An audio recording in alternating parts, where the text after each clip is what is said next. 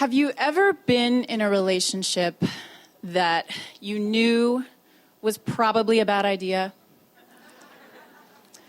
but your life is kind of shit in that moment, and so something is better than nothing? So it's 2007. I am sitting in a bar near my apartment in Los Angeles with Stefan. Stefan is a guy I've just met recently. We've become friends through a mutual friend. And I've been unemployed at this point for months. And Stefan has just managed to find me a job with two friends of his, a guy named David and a woman named Krista. So here's some things about Stefan. He is an LA native. One of those guys who is totally sarcastic all the time, super quick-witted, which I'm always envious of, very dark sense of humor. So all of these things combined are kind of like catnip to me, unfortunately, maybe. And I find myself drawn to him. You know, I find that there's a definite vibe, despite the fact that he is not hot. Yeah, he's more pasty, kind of spongy. So he finds out that I'm a DC native, kind of like an LA native, also a rare breed, right?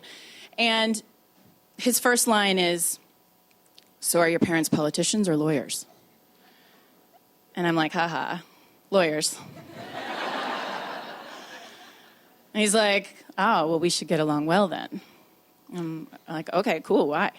He's like, "Well, you must be used to people sucking blood for a living." And I'm like waiting for the rest of the joke, right?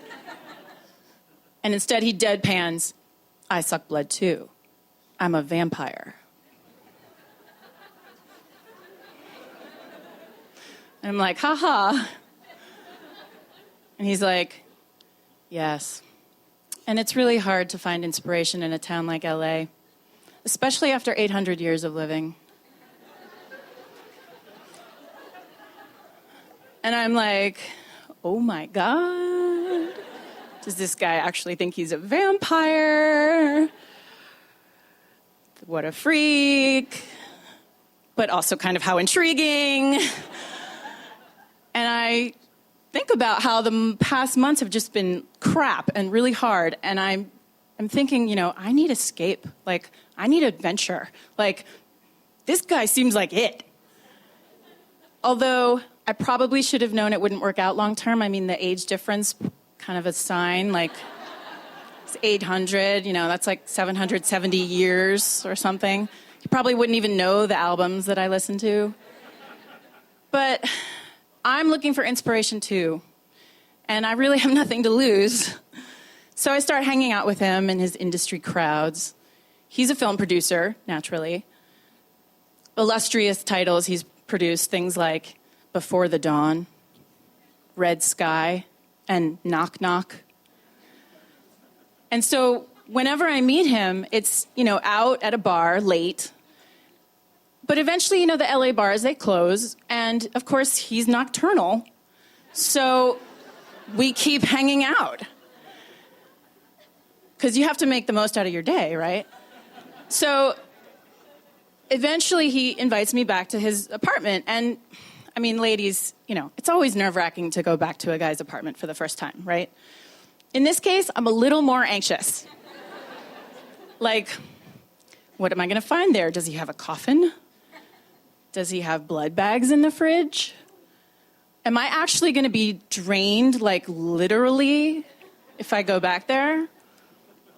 But luckily, you know, it's just kind of your average run-of-the-mill man cave, but big, like really big and cavernous, very minimalist. He only has like a couple pieces of furniture, one of which is this blood red leather sofa. And so we sit on this sofa. I do notice, actually, that a lack of mirrors in the place. And also, he does have a picture of garlic on his fridge that has an X through it. So, yeah, I don't know. Whatever, I'm drunk. So he makes us White Russians, which he calls his blood of choice.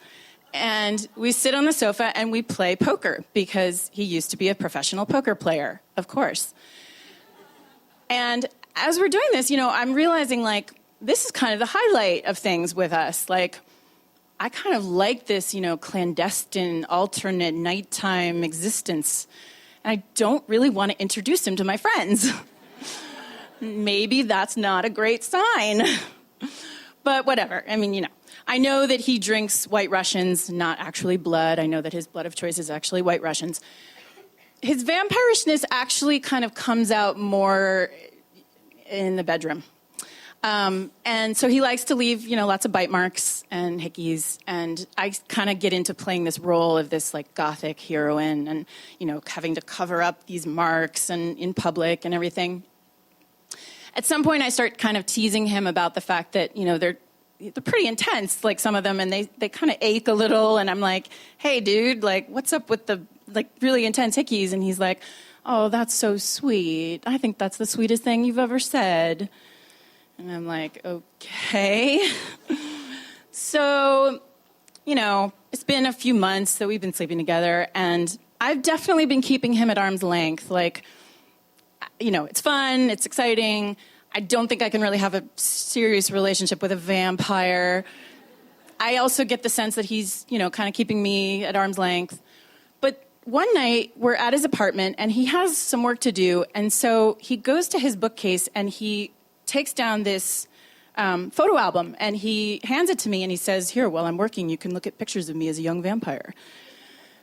So I'm flipping through the pages, and I see all these pictures of him as a kid, and they're obviously taken in, the 1970s, probably, like, not the 1470s, not even the 1770s. And so I think maybe this is the moment to call his bluff, and to confront him about this whole vampire game. And then I think maybe not, because this is actually the first real thing that he's shared with me that's personal and honest. And maybe this is actually a sign that, like, he's more than this vampire character. And, maybe, I don't know, maybe, who knows? So just as I'm starting to think that I might want to have him around for a while, I might even eventually want to introduce him to some people, I find out that he's been sleeping with Krista, my boss at the job that he hooked me up with. All right. Ding. And it's like a stake through the heart, right? And I end it. It's like, it's over. I quit the job with Krista. I end it with him. And I will say, dating is always hard. It's gotten a little easier since then. I mean, how could it not, right? But I guess I feel like I want to be, I've moved back to DC from LA for one thing. I'm a lot less likely to date, character-obsessed film producers here. But I also feel like it's important that at this point, I want to be the daytime girl as well as the nighttime girl. I want to, not be involved with men who are all about the fantasy and the escape. And so now when I go on a dinner date, I always order the garlic chicken. And if the guy is not okay with it, it's over. Thank you. I'm a vampire.